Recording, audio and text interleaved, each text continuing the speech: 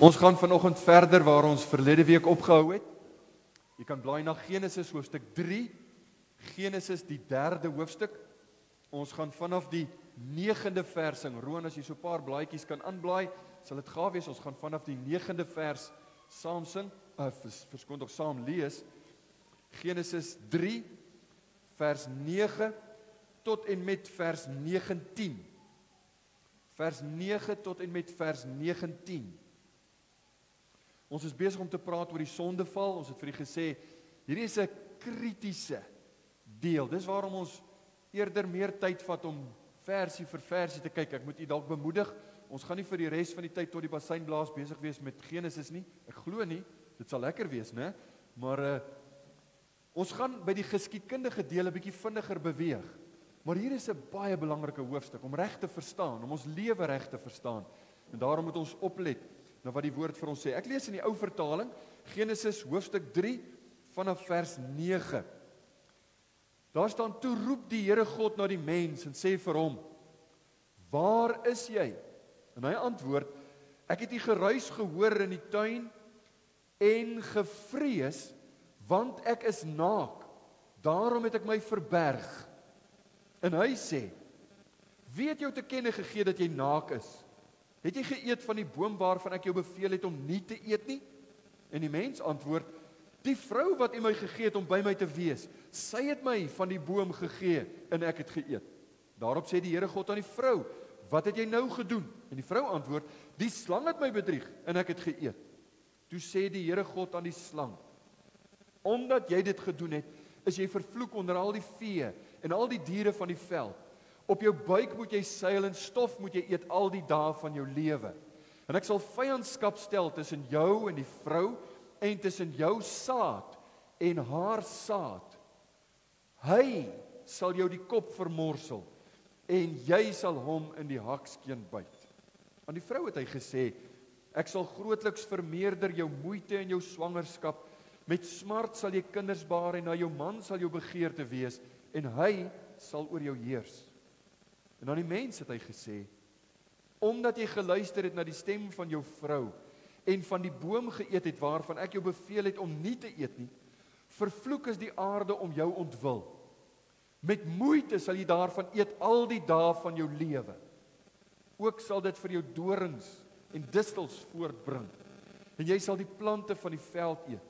In die sweet van jou aangesig sal jy jou brood eet totdat jy terugkeer na die aarde. Want daaruit is jy geneem. Want stof is jy en tot stof sal jy terugkeer. Dis tot daar wat ons saam lees in die onfeilbare woord van die Here. Ons gaan saam bid. Ek gaan vra dat die manne staan. Jy is 'n verteenwoordiger van die huisgesin. Kom ons staan, dan praat ons met die Here. Ons vra dat hy vir ons sal seën.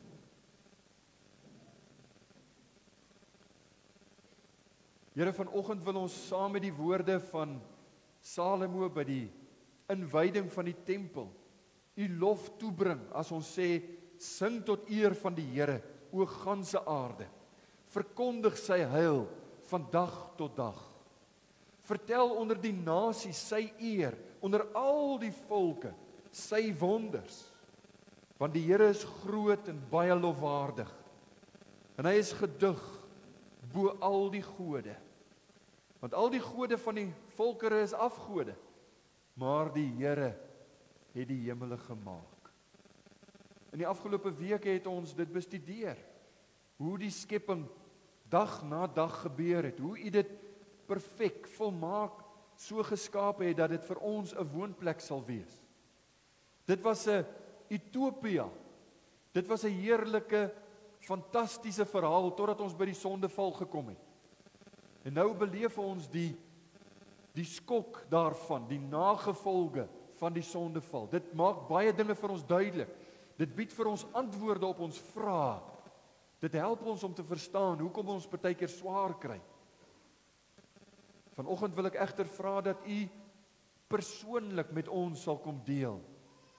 Dat u met ons individueel sal kom praat. Elkeen van ons het bepaalde vrae, het dalk krisisse waardeur ons gaan, dinge wat ons beleef.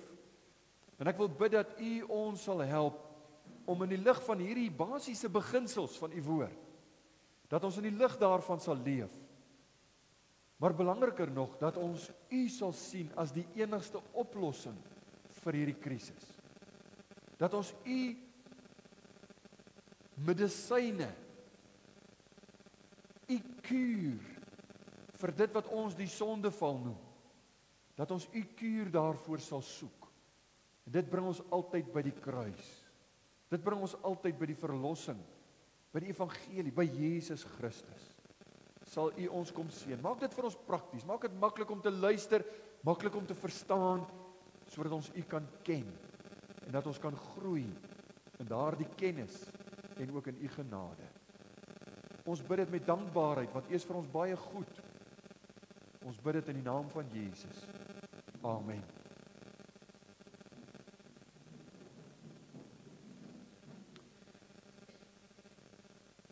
Daar is 'n ou fabel wat vertel van 'n man wat 'n tipe van 'n onderneming, 'n ooreenkoms gemaak het met die dood. In die Engels het hulle mos the Grim Reaper, nou dis die doodsengel. Daai gebukkende ou met die sekel, wat noem jy die haksekel, wat so loop. En hy het met hom 'n ooreenkoms gemaak. Hy het vir hom gesê, ek is gewillig om, as dit my dag is, jou te vergesel. Maar, ek wil 'n voorwaarde stel. Jy moet my waarsku. Jy moet vir my 'n boodskapper stuur, wat my sal waarsku, vroegtydig sal waarsku, sodat ek gereed kan maak vir die dood. Weke het maande geword, maande het jare geword, en op 'n dag, een koue wintersaand, terwyl die man sit en dink oor sy lewe, en pyns oor sy besittings, en alles wat hy bymekaar gemaak het, toe's daar 'n klop aan die deur, en die doodsengel kom en klop hom aan sy skouer, sê vir hom, dis tyd. En die man verontwaardig sê, maar wag so bietjie, ons het 'n ooreenkoms. Ek het gesê ek sal gewillig wees om saam met jou te gaan, maar jy moet boodskappers stuur om my te waarsku. Waar is die boodskappers wat jy gestuur het? Waarop die doodsengel vir hom gesê het, gaan kyk in die spieël, dan sal jy die boodskappers sien. En die man gaan staan voor die spieël, hy sê, sien jy jou hare? Op 'n stadium was dit swart, dik. Nou is dit grys, en daar's baie min oor. Sien jy hoe naby moet jy staan in die spieël? Jy kan nie meer lekker sien nie. En wanneer ek met jou praat, sien ek hoe draai jy jou kop, om mooi te hoor wat ek sê. Want jou gehoor is nie meer wat dit was nie. Dit alles, sê die boodskapper, of die doodsengel vir hom, dit alles was boodskappers wat ek gestuur het, om jou te waarsku. Ek is jammer dat jy nie gereed is nie, maar die tyd het aangebreek om te vertrek. Dis maar 'n fabel. Maar ons besef almal, dit maak nie saak hoe oud of hoe jonk jy is. As jy die vermoë het om te pyns oor die waarheid van die dood, of die realiteit van die dood, en dit wat die Bybel ons leer omtrent die dood, dan gaan jy besef, dis iets wat ons nie kan vermy nie, né? Dit wat in ons gedeelte voorkom, is baie, baie duidelik. U sal onthou, ons het verlede keer met u gepraat al oor die vloeke wat uitgespreek is, en nou kom die Here se woorde waar, Genesis 2 vers 17, vir al die woorde waar die Here vir Adam gesê het, jy mag nie van die boom eet nie, want die dag as jy daarvan eet, sal jy sekerlik sterwe. Die dag as jy daarvan eet, sal jy gewis sterwe. En 'n goeie vertaling sê, jy sal sterwende sterwe. Die stryd en die teëspoed van die lewe. Dit wat ons eintlik elke dag beleef. En onthou, jy kan dink aan goeie dinge, seëninge in jou lewe. Jy kan dink aan heerlike dinge wat jy ervaar, goeie tye wat jy al gehad het. Elke liewe een van hulle word op 'n sekere manier geraak of beïnvloed deur sonde, deur die dood, die nagevolge van sonde. Sy smet is saam met ons en ons kan daarvan nie wegkom nie. Die stryd en die teëspoed van die lewe en natuurlik die dood uiteindelik is nie normaal nie. Dit was nie altyd so nie. Dit was nie bedoel om so te wees nie. God het geskape goed, reg, mooi. Onthou, dit was sy plan, maar ons gaan nou nie op hierdie twee gedagtes in vanoggend nie. Maar die bedoeling was dat daar 'n ewigdurende utopia moes wees. Adam en Eva moes vir altyd leef, fisies leef. Maar die kind van God weet, iets het gebeur wat hierdie hele scenario verander het. Iets het plaasgevind wat die wêreld, wat die ganse mensdom so beïnvloed het, dat daar 'n kloof is. Dis ons groot probleem, 'n kloof tussen ons en God. Dis ons gebore word. 'n kloof tussen my en God. Verlede week het ons begin om met u te praat oor dit wat uitgespreek is teenoor die mens. Dit was eers die vrou, vers 16. En ons het vir u gesê, daar is 5 oordele wat God uitspreek. Vloeke het ons dit ook genoem. Dis dalk 'n kras woord, maar dit is vloeke, oordele, wat uitgespreek is as gevolg van hulle ongehoorsaamheid. Die 3 partye was die ou slang, die vrou en die man. En in daai volgorde het die Here dan nou, soos wat hulle gesondig het die Here kronologies ook vir hulle die vloeke uitgespreek. Eerstens vir die slang, en toe vir die vrou, en toe vir die man. Verlede week het ons gesê, en hierdie dinge het op almal eintlik betrekking, God het bepaal dat sonde die beste van ons seëninge sal besmet. So daaroor gepraat. Ons het verder gesê, God het bepaal dat sonde konflik in ons verhoudings bring, in ons huwelike, in ons, weet, tussen selfs ouers en kinders, by die werk, met ons bure. Daar's konflik in ons verhouding. Hoekom? Want daar is sonde smet in ons lewe. Verder is dit belangrik om te besef, die lewe met sy stryd en met sy geswoeg en sy gesweet, hoe lekker dit ook al vandag is, ons weet nie of dit môre nog so lekker gaan wees nie. En as jy baie lekker kuier vandag, gaan daar dalk môre implikasies wees. Jy weet, daar's altyd dinge. Hierdie lewe met sy stryd is ontwerp met 'n doel. God het die lewe so bepaal dat dit sal wees, in hom lê die oplossing. Die oplossing vir sonde lê in God self. Onthou, hulle het die gewer verruil vir die geskenk. Hulle het gekies om die vrug te wil hê en die vergeet van die gewer wat gesê het, jy mag nie van daai een boom, mag jy nie eet nie. God het bepaal dat sonde en rebellie in die menselewe net stryd en frustrasie voortbring. En hy het bepaal dat uiteindelik die rebellie wat begin het by die ou sielevyand, by die Satan self, dat dit sal faal. En ek het verlede week vir u gesê, as jy dit anders wil stel, God het met hierdie oordeel van sonde, het hy gif in ons lewe vrygestel.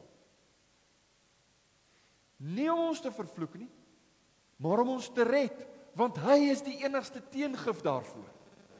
So ons moeilikheid en ons stryd moet ons juis dryf na God toe. Ons moeilikheid en ons stryd moet ons sien as 'n middel wat God gebruik om ons uit te dryf, om hom te soek, die enigste oplossing vir ons probleme.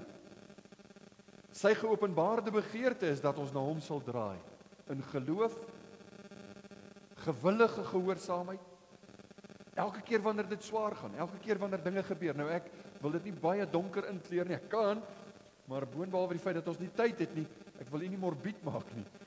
Ons het partykeer 'n wonderlike geskenk en iets soos 'n babatjie wat geskenk word of iets wat wonderlik gebeur in ons lewe en dit word vinnig net so weggeneem.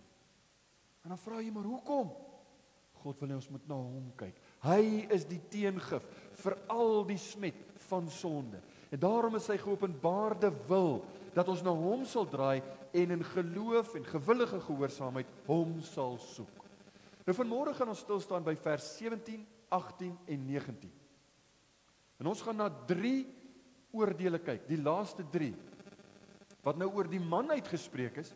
Hy as federale hoof van die skepping, hy was eerste gemaak, hy was die heerser, hy was die man wat die verantwoordelikheid moes dra. En onthou, ons het gesê, hy moet bewerk en bewaak. Hy het nie. Hy het die vrug saam met Eva geëet, Eva het vir hom gegee en hy het geëet. En nou is daar 'n vloek oor die man uitgespreek. En ons gaan dit so toepas, dat dit op almal van toepassing is. Laat dit vir almal eintlik iets gee om oor te dink. Eerste gedagte vanoggend. Sonde het verrykende gevolge. Kyk na vers 17. Aan die mens het hy, dit is God, gesê: omdat jy geluister het na die stem van jou vrou en van die boom geëet het waarvan ek jou beveel het om nie te eet nie. Nou kom die vloek.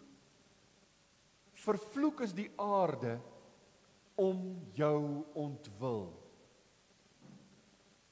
Adam se sonde het te doen met sy verraad teen sy God gegewe mandaat.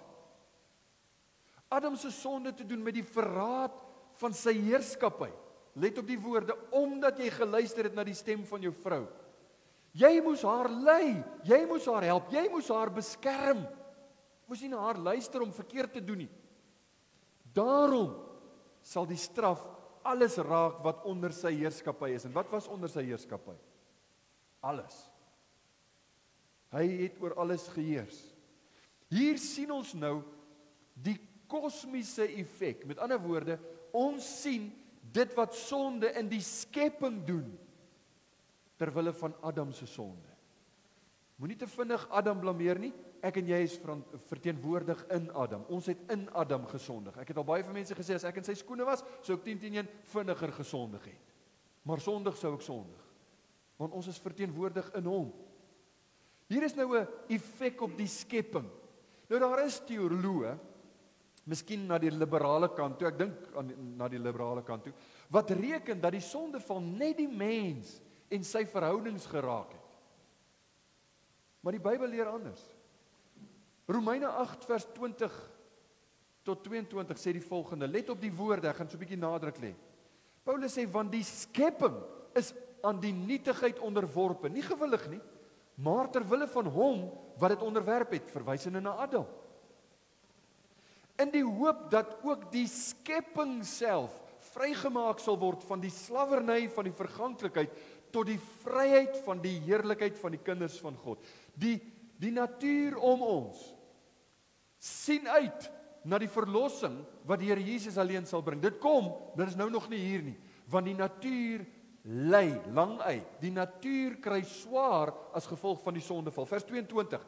Want ons weet dat die hele skepping tesame sug en tesame in barensnood is tot nou toe. Dis 'n manier om te sê die natuur kry swaar, sug.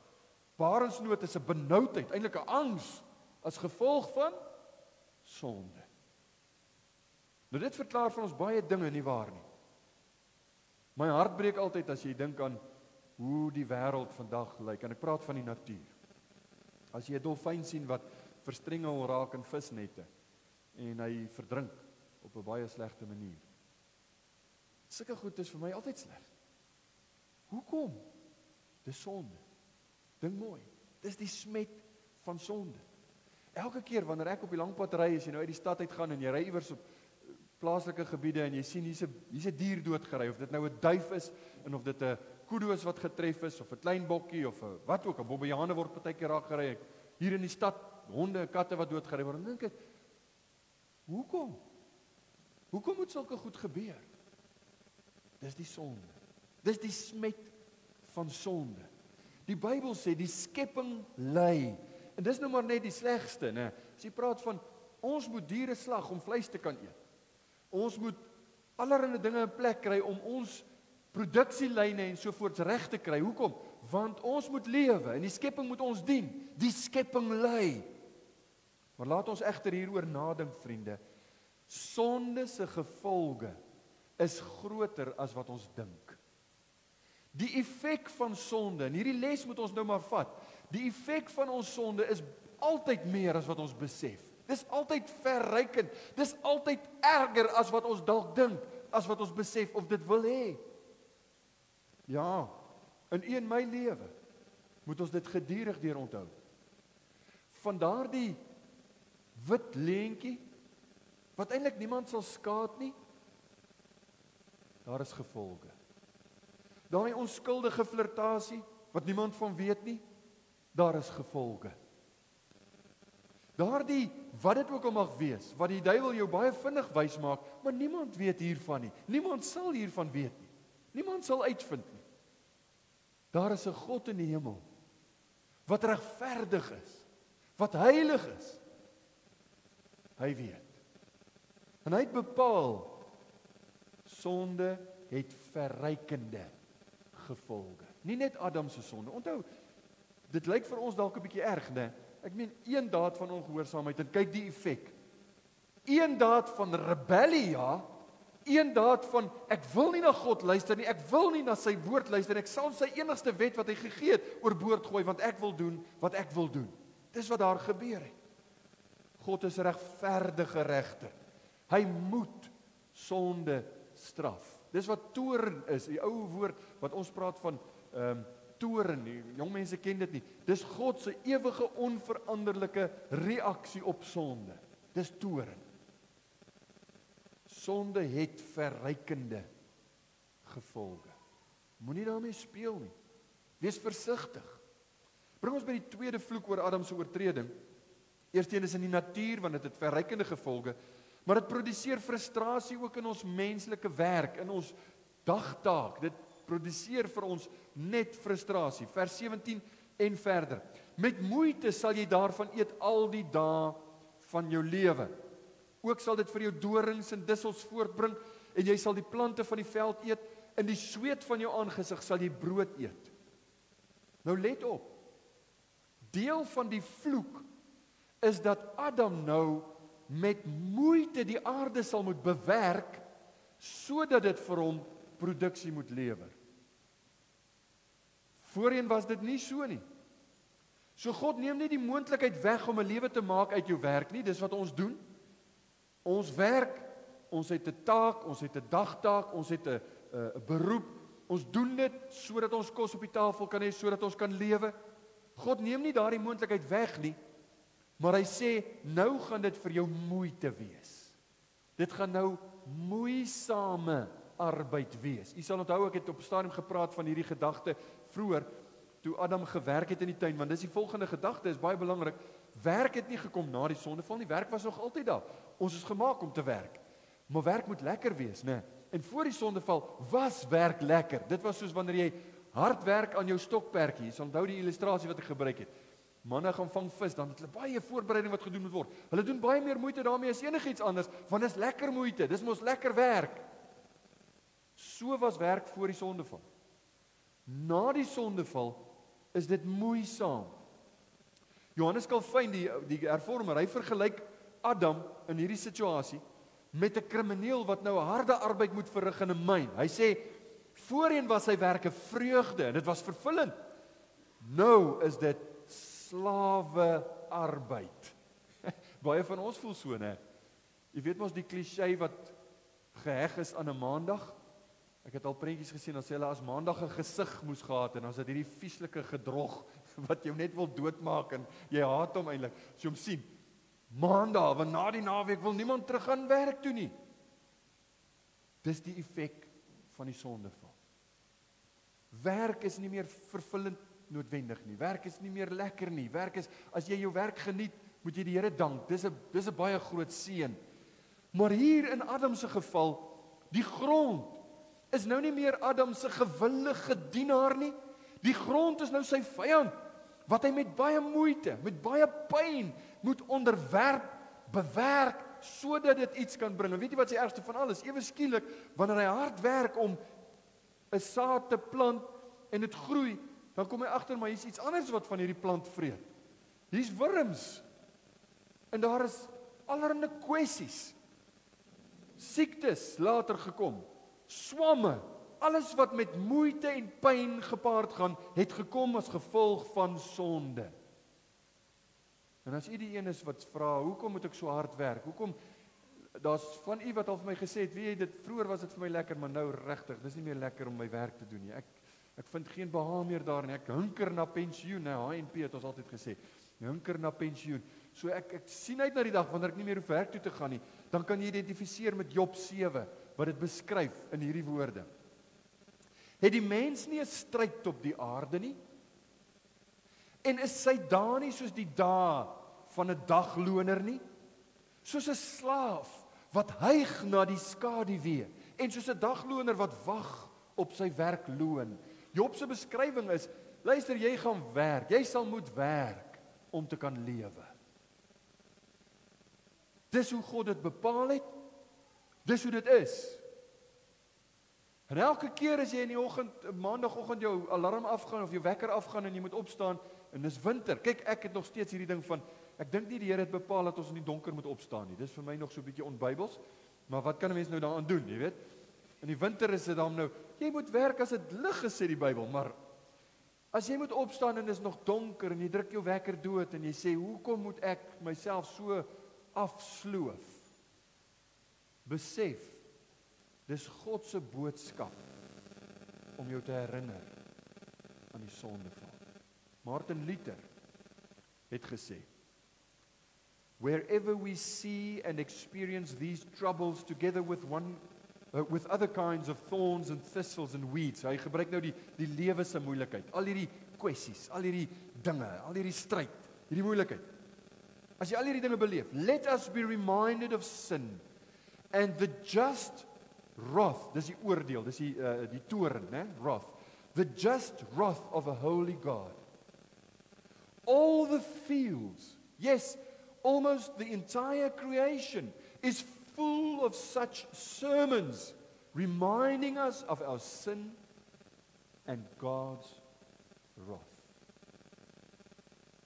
Elke keer as jy die moeite ervaar en jy voel dit aan jou lyf, hard gewerk vanaand as jy moeg en seer, dalk stikkend gewerk op jou hande, dalk iets te erg aangegaan en nou het jy jouself beseer, dink daaraan. Dis God se boodskap, sê Martin Luther. Dis soos 'n preek om jou te herinner. Sonde het dit veroorsaak.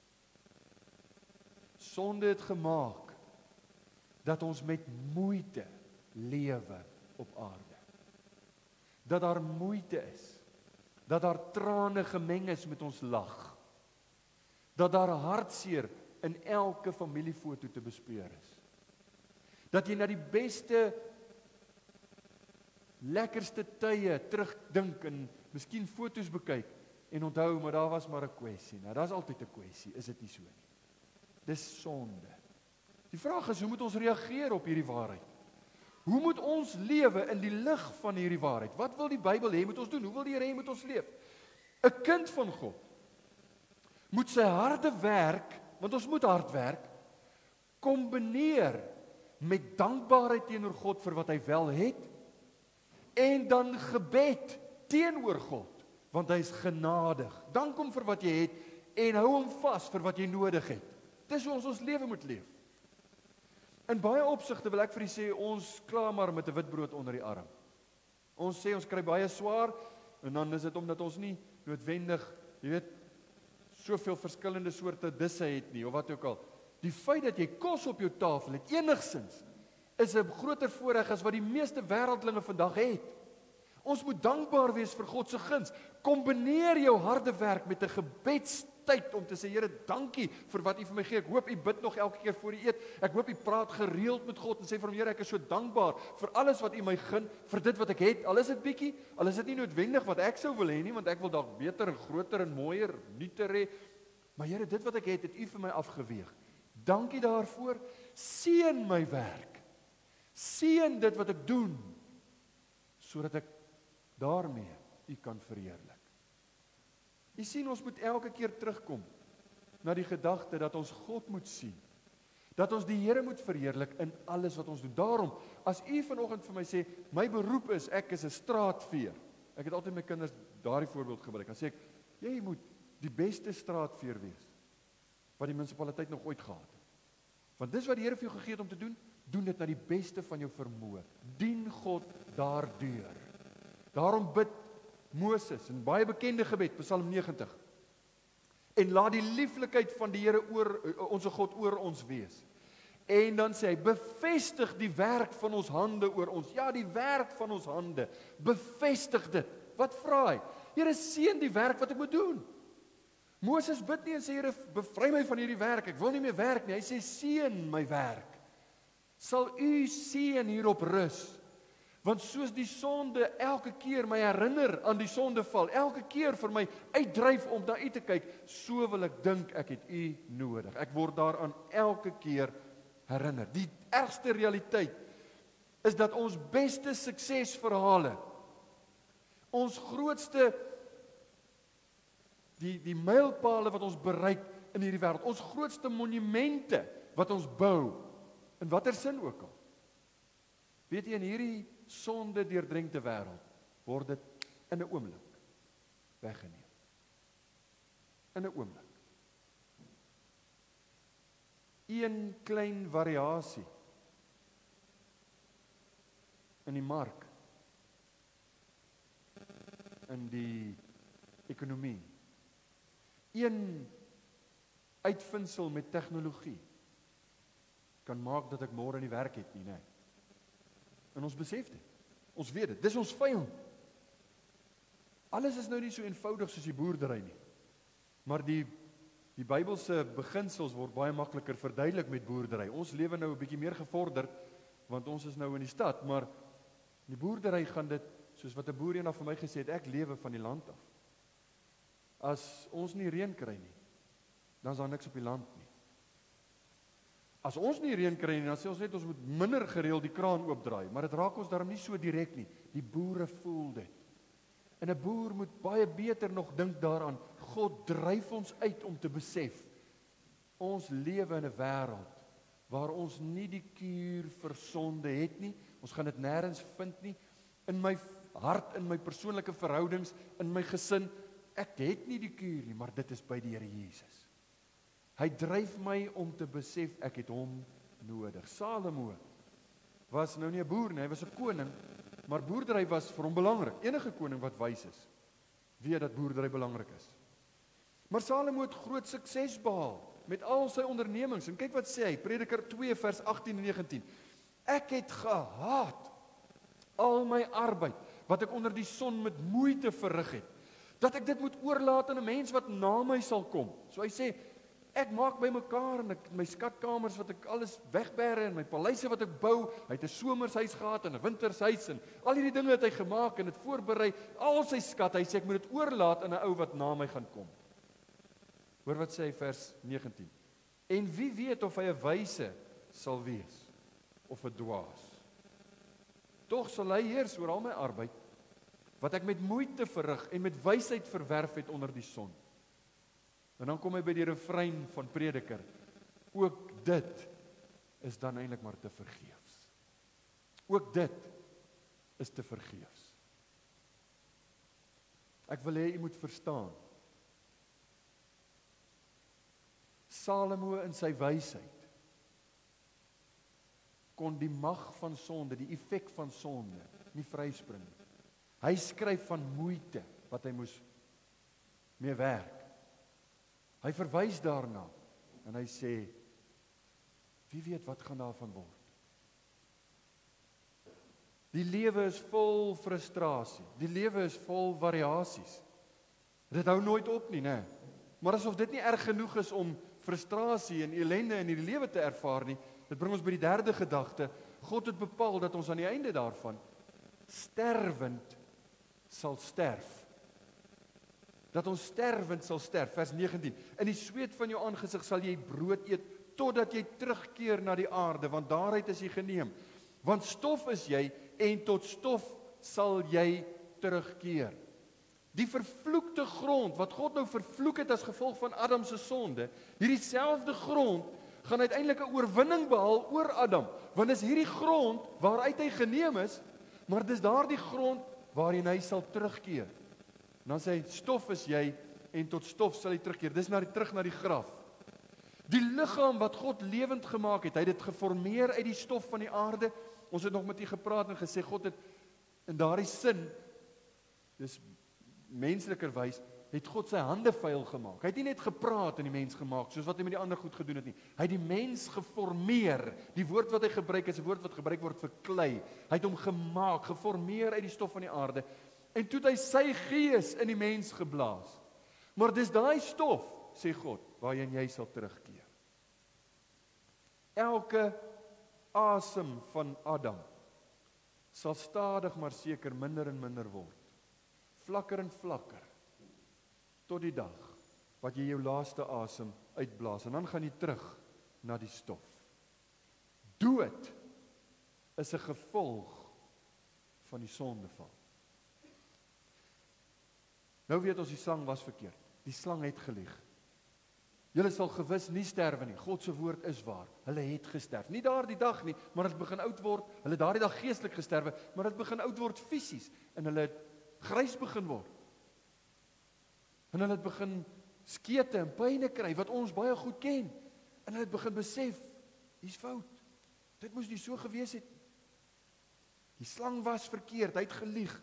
God se woord is waar. Paulus sê in Romeine 5 vers 12, daarom, soos deur een mens die sonde in die wêreld ingekom het, en deur die sonde die dood, en so die dood tot alle mense deurgedring het, omdat almal gesondig het. Sien, ons het in Adam gesondig, die dood het in die wêreld ingekom, en daarom is dood deel van ons lewe. Ons dink daaraan en ons sê, dood is eintlik mos maar natuurlik, dis nou deel van ons bestaan. Dis nie natuurlik nie. Dis die sterkste drang wat enige lewende organisme het, is om te oorleef. Enigiets te doen om te oorleef. Dood is die onnatuurlikste, mees onnatuurlike eerder, element wat jy ooit kan kry. Ons probeer die dood aanvaarbaar maak, ons probeer dit mooi maak. Ek dink altyd aan die begrafnisse wat ek hou. Wanneer jy by die graf staan, en ek wil nie ligweg hieroor praat nie, ek besef dis nooit 'n maklike of 'n lekker saak nie. Een van die goed wat ek definitief uit my werksbeskrywing sal wil uitskryf, is begrafnisse en hierdie dinge, want dit voel vir my soos familie elke keer wat ek moet begrawe, as ek my lidmate moet begrawe. Maar dan kom die begrafnisondernemer en hy hou 'n bakkie sand, want op 'n stadium moet die dominee staan en sê, stof is jy en tot stof sal jy terugkeer, en hy weet ek moet nou weer in my Bybel blaai, so ek wil nie vuil grond in my hand hê nie, dan gee my mooi, skoon seesand. Ons maak die dood mooi, daar's blomme, en dit lyk so fraai, ons maak alles mooi, maar in die realiteit, in werklikheid, is die dood 'n afgryslike vyand, waarmee ons niks te doen wil hê nie, ons wil dit vermy ten alle koste. Daarom kan jy nie anders as om tot die gevolgtrekking te kom. Romeine 6 vers 23. Die loon van die sonde is die dood. Loon is iets wat jy kry as jy hard gewerk het. Kyk na die ironie in die lig van dit wat ons nou bespreek. Loon is wat jy kry as jy hard gewerk het. Paulus sê, as jy hard gewerk het, gaan jy sterwe. Dis die loon van die sonde. Die slegte nuus vir u is, dis elkeen van ons se eindbestemming. Ek is lief vir julle, ek moet julle waarsku. Tensy die Here Jesus terugkom en die bassein blaas binnekort, gaan ek sterf, u gaan sterf, ons almal gaan sterf. Die dood is 'n realiteit, dis die slegte nuus. Die goeie nuus is, die Bybel eindig nie by Genesis 3 vers 19 nie. Die vloek is uitgespreek, dood is deel van ons lewe, dood heers in ons lewe, inteendeel, hy praat van hom as 'n vyand wat ons geen verweer teen het nie. Ons kan nie teen die dood beklei nie. Hoe beklei jy teen die dood? Jy kan nie. So hierdie lewe is vol dorings. Jy gaan die pyn voel, jou hand gaan bloei, maar ek wil vanoggend vir u sê, daar is tog rose in die lewe. Ja, daar is slegte dinge, ja, daar is slegte tye, daar is hartseer en trane, altyd. Ons kan nooit die sonde se effek wegredeneer, of probeer ontken nie. Ek dink dis 'n dwaas, wat probeer sê, jy moet altyd net die beste hê. Dis hoekom ek dink die voorspoed leer ouens, hulle raklewe kan nie baie lank wees nie, want hoe lank vat dit jou om te besef, maar hoor jy, die ou praat mos nou net nonsens, en dis baie mooi gestel. Die ou praat nie waar nie. Selfs al is jy 'n kind van God, jy word siek. Selfs al is jy 'n kind van God, daar word by jou ingebreek. Jou motor kan gekaap word. Selfs kinders van God gaan dood. Ons ervaar al hierdie dinge dieselfde, soos wat die wêreld maar is. Maar die lewe is wel vol dorings, maar daar's rose. Wat is die rose? Die oplossing, die teengif vir hierdie vloek van sonde is 'n verlosser wat Jesus gaan wees. God gaan hom stuur, sy eie seun. Adam gaan besef, hierdie sonde het nou alles verander. Maar hy moes vorentoe kyk, hy moes sy geloof in God plaas, gewilliglik om gehoorsaam, om dit wat nou oorbly, darm so maklik as moontlik te maak. Elke tree is 'n tree nader aan die dood. Elke asemteug kan sy laaste wees. Ja, ons sonde besmet die beste ding in ons lewe. Sonde bind konflik in ons lewe, in ons verhoudings. Maar daar is 'n verlosser. En Jesus se verlossing beteken nie net byt vas, hou vas in hierdie lewe tot dit verby is, dan gaan ons in die heerlikheid by die Here wees nie. Sy verlossing beteken hierdie lewe behoort 'n gans en 'n ander kleur te hê. Daar is dorings, daar is swaar kry, maar met sy hulp, met sy perspektief. Die Bybel sê, wanneer jy jou laat verlig deur sy kennis, vernuwe jou gedagtes deur sy woord, dan kyk jy anders na hierdie lewe. Jy lewe met 'n ander perspektief, jy lewe met 'n ander doel voor oë. Want jy sien die verlossing, die teengif wat die Here vir ons gegee het. Wat ons nodig het om ons in hierdie lewe te help, is presies dieselfde as wat ons lewe het, nodig het wanneer ons uit hierdie lewe uitgaan. Jesus. Hy help ons om reg te leef, hy help ons om reg te sterf. Hy help ons om elke dag te doen wat ons moet doen in so 'n sin, dat ons besef, hoor jy, die swaar kry tye gaan daar wees, maar dank die Here, hy is nog steeds goed en getrou, en ons kan op hom reken. Maar hy help ons om vir hom te leef. Ek wil afsluit met 'n illustrasie wat ek van gelees het in die week, net om vir u te vertel hoe verskillend die mens kan wees as jy God nie ken nie, teenoor iemand wat die Here wel ken. 'n Man met die naam van William Winchester, wat eintlik 'n baie goeie geweervervaardigingsfabriek geërf het by sy pa, Howard Winchester, dis waar die Winchesters vandaan kom. Hy het 'n fortuin gemaak, gewere vervaardig, gewere verkoop,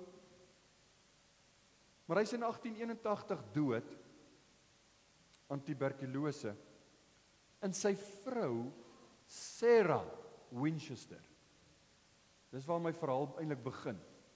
Kort na haar man se dood, in 1886, het sy besluit om te trek na San Jose in Kalifornië. Sy het jare lank 'n belangstelling gehad in spiritisme, die Here nie geken nie, en dinge was maar baie bleek en hartseer in hulle lewe. Daar's baie stories oor hulle ook op die internet wat jy gaan kyk. Ek weet nie hoeveel van hulle waar is nie. Ek probeer so akkuraat as moontlik bly met my feite.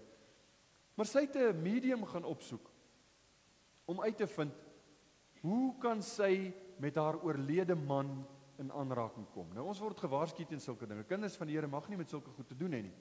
Sy het die medium opgesoek en die medium het vir haar raad gegee. Gesê, solank as wat jy aanhou om 'n huis, jou huis te bou, en te werk aan die bou van hierdie huis, sal jy nie sterwe nie. Sarah het dit geglo, en sy koop 'n huis, 'n 17-kamer herehuis in San Jose, en sy begin om die huis uit te bou. Hulle sê op 'n stadium het sy selfs die argitekte gefire, weggejaag, sê man, julle weet nie wat julle doen nie, want sy wou self, hulle wou klaarmaak, sy wou nooit klaar kry nie, want sy wou nooit doodgaan nie. Maar sy het begin bou. Sy het begin bou met hierdie projek, dis hoekom dit 'n gotiese en is verskillende boustyle, want sy het self nou besluit hoe sy hierdie wil maak en hoe sy daai wil maak. Dis vandag 'n toeriste aantreklikheid, nog steeds staan die plek daar. Staan bekend as die Winchester Mystery House. Sommige ouens dink dit is 'n spookhuis, maar dit is nie regtig 'n spookhuis. Hierdie projek het voortgeduur totdat Sarah gesterf het op die ouderdom van 83 jaar. Die projek tot op daai stadium het $5 miljoen gekos. Nou sê die ou wat die inligting gee, dink net daaraan, dit was 'n tyd toe 'n werker, 'n bouwerker, 'n dagloner, was 50 sent per dag betaal. En nou ewe skielik, as jy dink aan $50 miljoen, dan raak die bouprojek redelik groot.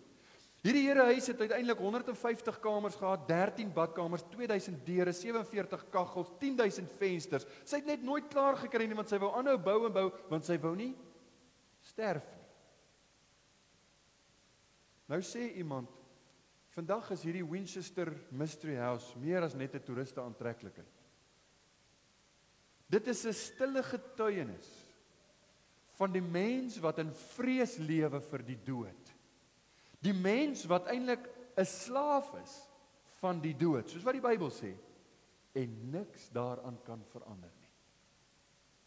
God het bepaal, daar is slegs in hom 'n teenvoeter vir die effek van sonde. Nie net om nie hel toe te gaan nie, om ook in hierdie lewe en ook met die sterwe wat ons almal gaan sien, dit beter te kan doen. Dit so te doen dat God daardeur verheerlik word, dat ons daardeur die minste effek voel van die sonde. Ja, ons kan nooit vrywaring kry daarvan nie, maar ons kan vergenoeg wees in tye wanneer dit swaar gaan. Ons kan in ons huwelike harmonie beleef, selfs wanneer daar vreeslike stryd is. En miskien lyk dit nie so goed soos wat ander dink nie. Ons kan die seën van God ervaar met ons verhoudings met ons kinders. Selfs in die stormagtige tienerjare, selfs wanneer hulle groot is, want ons het genade wat God vir ons gee. Ons kan dit beter doen as die wêreld. Ons kan die seën van God ervaar te midde van swaar kry tye, te midde van slegte omstandighede, want ons geluk en ons blydskap hang nie af van die omstandighede nie. Dit hang af van ons verhouding met God, hoe my gesindheid is teenoor hierdie dinge. Ja, ons kan selfs vervulling ervaar in ons beroep. Ons kan vervulling ervaar in die feit dat ons elke maandag vroeg moet opstaan, en Dinsdag, en Woensdag, en Vrydag, en Saterdag nog in die tuin moet werk, want die onkruid groei in my tuin ook.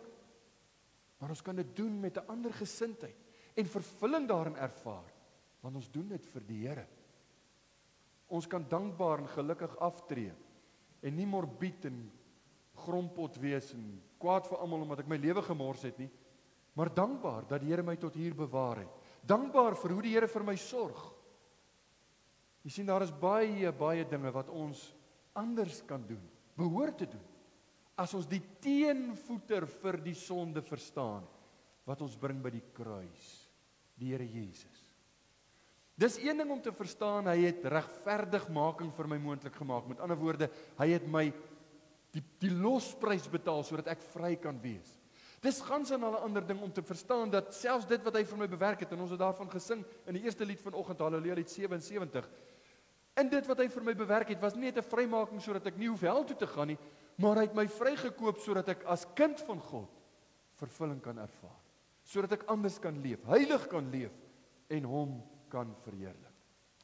Weet jy, daar is baie ooreenkomste vir my, tussen dit wat ons nou in Suid-Afrika ervaar, en dit wat die Israeliete ervaar het in die tyd van Jesaja, hierso so kort voor en tydens die ballingskap, toe Israel al reeds in ballingskap was, Juda het nog so rukkie sterk gestaan, baie ooreenkomste. Slegte leiers, hulle het hulle oorvloed daarvan gehad. Ekonomie wat treurig is, hulle kon jou daarvan vertel. Alles wat besig is om uit mekaar uit te val, te tuimel, die standaarde wat ons aan gewoond is, wat nie meer is wat dit moet wees nie. Al daardie dinge is eintlik baie sigbaar, as jy net nadenkend gaan lees, hoe die geskiedenis van Israel afgespeel het. Maar in die middel van hierdie aaklige tyd in Israel, kom die Here en hy stuur sy knegte, die profete. Hoor wat sê Jesaja vir sy volk, vir God se volk, in Jesaja 3, vers 10.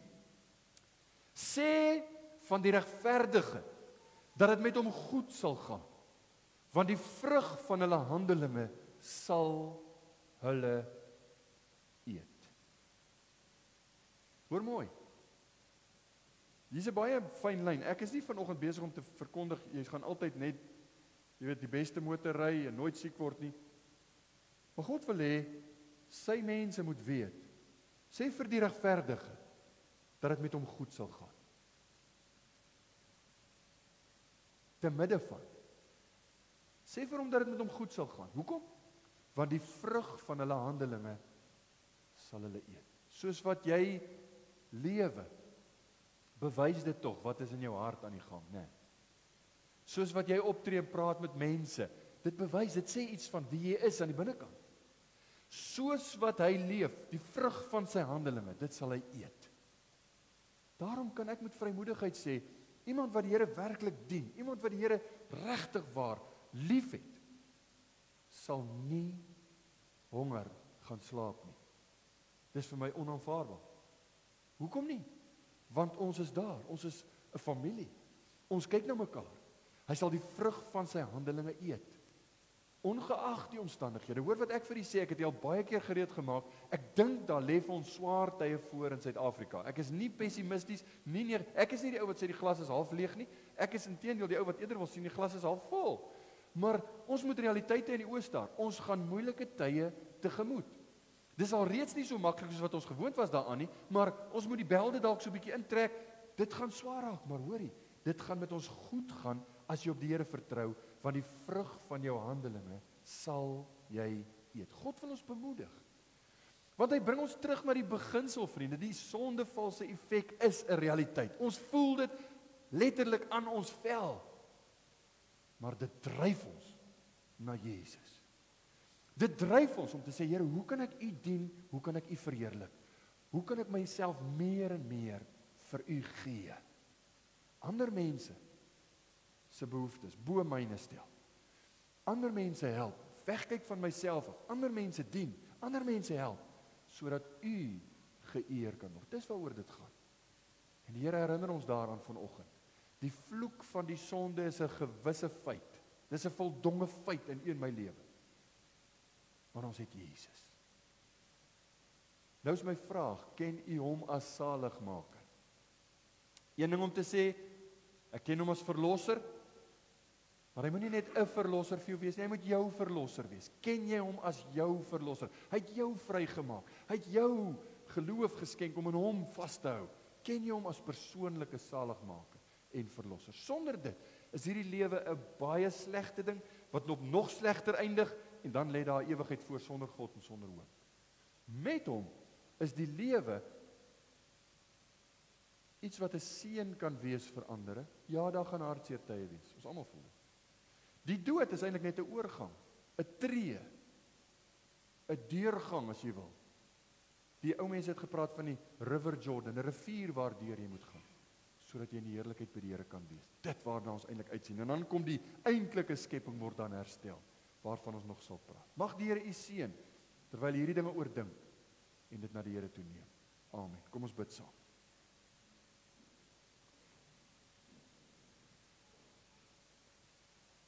Wonderlike Here, u het bepaal dat daar vir ons in hierdie wêreld moeilikheid en stryd sal wees. Ons kan nie vingers wys nie, want ons het almal 'n aandeel daarin. Ons kan nie die blame probeer verskuif nie, want dit wat ons sou kies, is presies wat ons gekry het. Ons lewe is eintlik 'n geweldige getuienis van u groote genade. En ek wil bid dat ons meer en meer sal besef hoe groot u genade oor ons is. Dat ons nie kry wat ons wel verdien nie, maar dat ons deur die Here Jesus se kruisdood iets kan kry wat ons glad nooit sou kon verdien nie. Naamlik die ewige lewe. Ja, dis waar dat die Bybel sê die loon van die sonde is die dood. Maar dieselfde versie sê die genadegawe van God is die ewige lewe in Christus Jesus ons Here. Maak dit vir ons 'n werklikheid, maak dit vir ons 'n realiteit elke dag, hier en nou. Dankie vir u woord, dankie vir die eenvoud daarvan. Dis die beginsels wat vir ons neergelê word. Help ons om dit te gehoorsaam. Amen.